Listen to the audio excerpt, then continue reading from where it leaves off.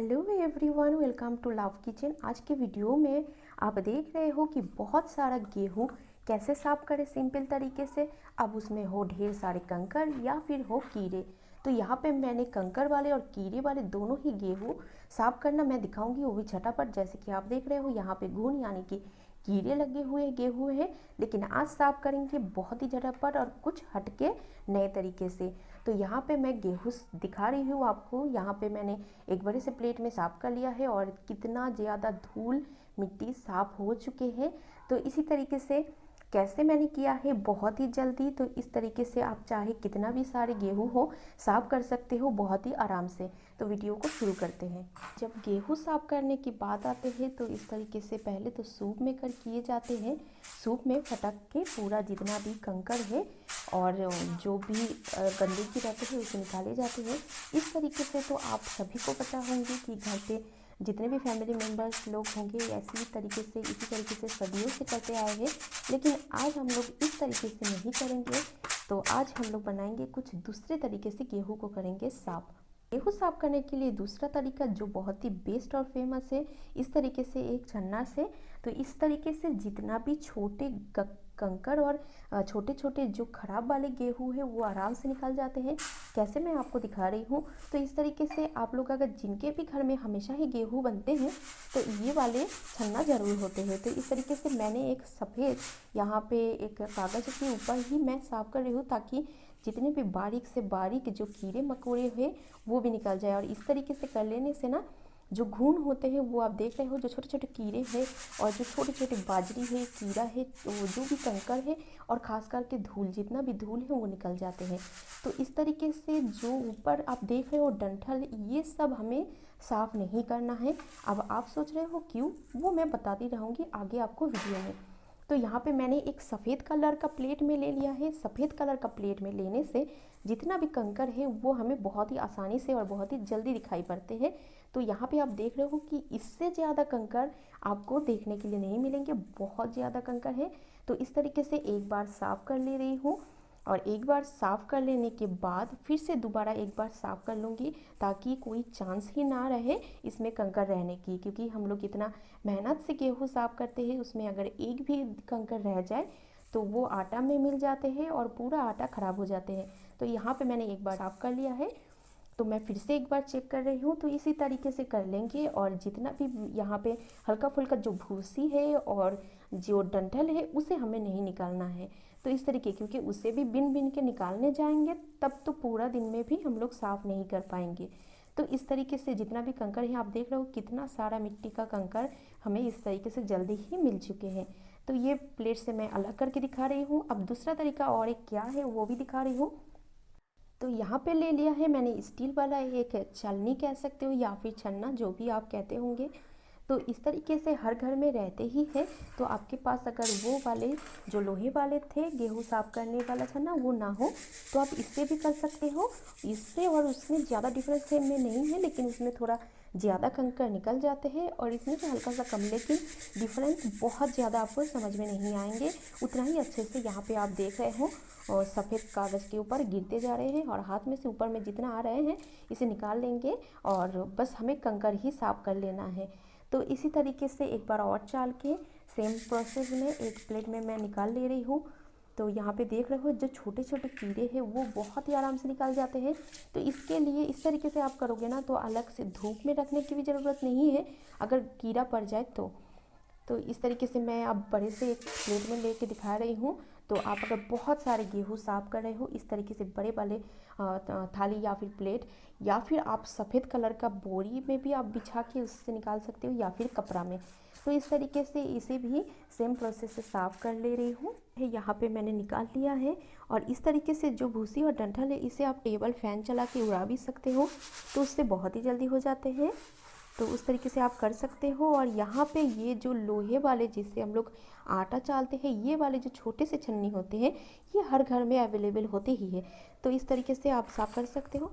लेकिन इस छोटे वाले छन्नी से बस धूल और एकदम बारीक छोटे छोटे ही कंकड़ होंगे, वही निकलेंगे। जैसे कि आप यहाँ देख रहे हो, बहुत बड़े कंकड़ इसमें से निकाल नहीं पाते हैं।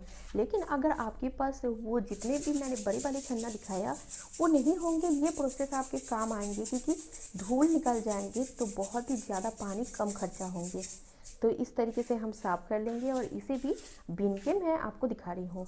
और इसमें जो कंकड़ है उससे हमने अभी तक जितना भी प्रोसेस किया, और आप अगर जैसे पुराने टाइम में जैसे किए करते थे, सूप में फटक लेते थे, उस तरफ से भी करने से थोड़ा बहुत कंकड़ और जितना भी डंठल है और हल्का फुल्का भूसी है वो निकल जाते हैं। लेकिन हाथ से इसी तरीके से हमें हर प्रोसेस में कंकड़ निकालना ही पड़ते हैं। तो इस तरीके से आपके पास जो भी सुविधा है उस तरीके से आप निकाल लीजिए और कंकड़ थोड़ा सा ढूंढ लीजिए, ताकि एकदम कंकड़ कोई भी ना रहे। तो इस तरीके से मैं साफ़ कर ले रही। तो इसी तरीके से साफ़ करके मैं बिना धुले ही एक कंटेनर में यानी कि बड़े से डिब्बे में भर के रख दे रही हूँ, और जब मुझे धुलना पड़ते हैं तो मैं उसी टाइम निकाल के धुल लेती हूँ। लेकिन अगर आपको गर्मी के टाइम में धुल के रखना है तो आप धुल के भी रख सकते हो। बहुत ही अच्छे से 4-5 दिन कड़क धूप में रखिए, फिर उसके बाद आप एक डिब्बा में भर के रख सकते हो।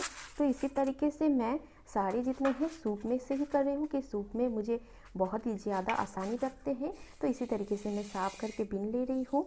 और जैसे कि मैंने कहा है कि आप धुल के रख सकते हो, लेकिन आप धुलने के बाद उसमें कोई भी दवाई मत डालना कीड़ा भगाने के लिए। अगर आपको रखना है तो इसी तरीके से आप बिना धुले वाले रखिए। उसके अंदर आप जो होते हैं कोई भी दवाई आप डालना चाहते हो या फिर नीम के पत्ती, वो भी आप रख सकते हो, तो ख़राब नहीं होंगे। तो मैंने इस तरीके से बंद कर दे रही हूँ। तो अभी मैं धुल के भी आपको दिखा रही हूँ। तो यहाँ पे मैंने एक टब में यह पानी भर रही हूँ, और यहाँ पे मैं 15 किलो ही धुल रही हूँ। मैं सारा गेहूँ अभी एक साथ में नहीं धुलूँगी।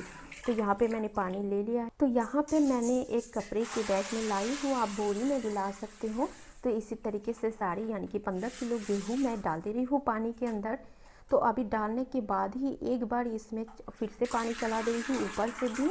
और पानी यहाँ पे आधा कप भर जाने के बाद जैसे ही मैं हाथों से एक बार चला रही हूँ, तो आप देख रहे हो ऊपर सारा जितना भी भूसी और डंठल था वो आ चुके हैं। तो इस तरीके से ना मैं निकाल ले रही हूँ। तो मैं आपको दिखा रही हूँ कितना नज़दीक से। तो मैं एक मग में ले रही हूँ भूसी को, बिना बीने और बिना उसे सूप से फटक के इसी तरीके से पानी में, या फिर आप टेबल फैन में ही उड़ा के जल्दी से निकाल सकते हो।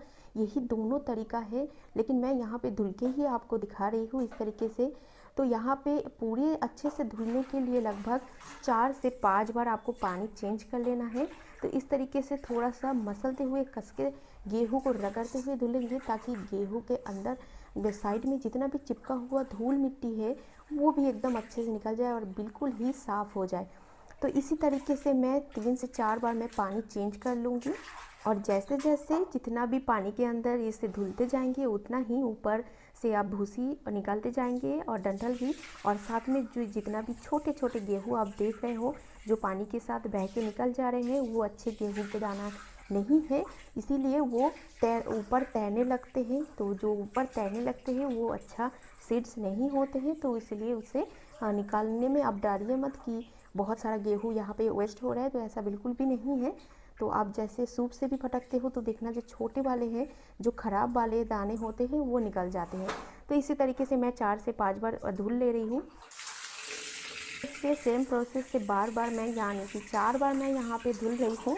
आपको अगर लगे फिर भी भूसी है तो आप 5 बार धुल लीजिए। 5 बार धुलने के बाद उसके बाद बिल्कुल ही गंदा नहीं रहते हैं। और गेहूँ जब आप धुल रहे हो तो एक बार गेहूँ हाथ में नीचे डाल के आप देख सकते हो कि नीचे थोड़ा सा भी गंदा आपको लग रहा है कि नहीं। अगर नीचे गंदा का एहसास हो तो आप 4 बार और धुल लीजिए, 1-2 बार। लेकिन यहाँ पे मैं जितनी भी बार धुलती हूँ 5 बार धुलने की ज़रूरत नहीं पड़ते हैं, 4 बार में एकदम हो जाते हैं। तो यहाँ पे 4 बार हो चुके हैं और अभी आप देख रहे हो भूसी और गंदा बिल्कुल ही नहीं निकल रहे हैं। तो इस तरीके से मैंने धुल लिया है। अब आ गई हूँ मैं छत पे मैंने यहाँ पे एक कपड़ा बिछा दिया है और इसमें अब डाल दे रही हूँ गेहूँ। तो मैं इसी तरीके से मैं टब में ही लेके आई हूँ।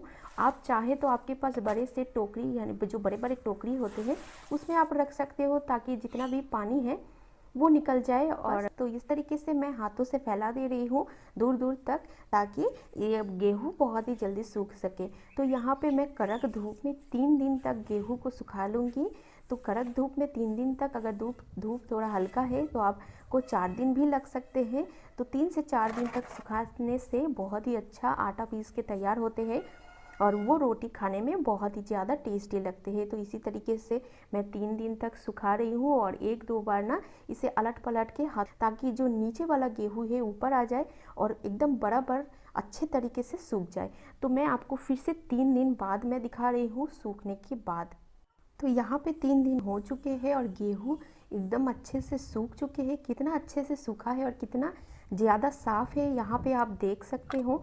तो मैं फिर से एक प्लेट में लेके आपको दिखा रही हूँ कि ये गेहूँ कितना ज़्यादा साफ़ है और ये कितना ज़्यादा करेरा। यहाँ पे धूप लगा है, इसकी आवाज़ से आप समझ सकते हो। इस तरीके से आटा पिसाने के बाद अगर आप आटा महीना भर भी रखेंगे तो बिल्कुल ही कीड़ा नहीं पड़ेंगे और खाने में बहुत ही लगेंगे रोटी टेस्टी। तो फ्रेंड्स, आज का ये वीडियो आपको कैसा लगा है, कौन सा ट्रिक्स आपको बहुत ही ज़्यादा पसंद आए हैं और आपके घर में किस तरीके से गेहूं को साफ़ किए जाते हैं, मुझे कमेंट करके आप बता सकते हो। वीडियो अगर थोड़ा सा भी पसंद आया है तो अभी तुरंत लाभ किचन चैनल को कर लीजिए सब्सक्राइब और हाँ, एक लाइक करना बिल्कुल ही मत भूलना, क्योंकि आपके एक लाइक से मैं मोटिवेट होती हूँ अगले वीडियो बनाने के लिए। तो आज के लिए इतना ही, मिलते हैं अगली कोई रेसिपी में। Tata bye bye.